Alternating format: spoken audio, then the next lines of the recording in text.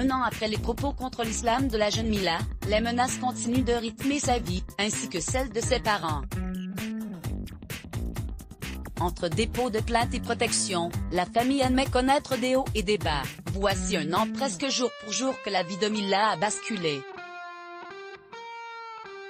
Le 18 janvier 2020, cette adolescente de la région lyonnaise s'exprimait en direct sur Instagram. Quelques heures après ses déclarations critiques envers l'islam, elle était ciblée par des milliers de menaces de mort.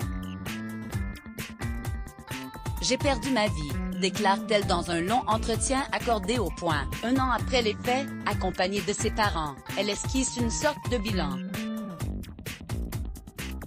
La famille subit de concert le rythme des menaces et des attaques. Un an après le début de l'affaire Mila, les parents de la jeune femme de bientôt 18 ans affirment avoir vécu une cinglante désillusion.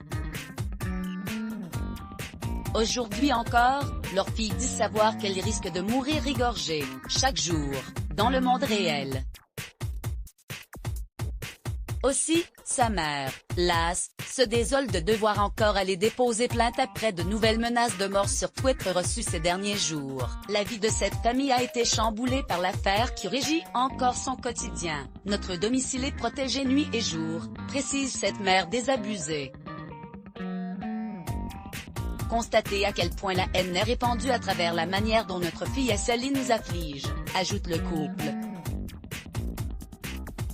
Menaces de mort et de viol à Malte, qu'il s'agisse d'islam, de rapports aux réseaux sociaux, ou de la société en général, Mila n'a rien perdu de son franc-parler. « Moi, j'appelle les lyncheurs des réseaux sociaux des frustrés et des suicidaires », lance-t-elle, celle qui a dû changer de lycée à plusieurs reprises estime en effet que les gens qui sont vraiment heureux ne cherchent pas à créer des problèmes aux autres. Même en vacances, ses propos virulents la suivent, à son grand dam.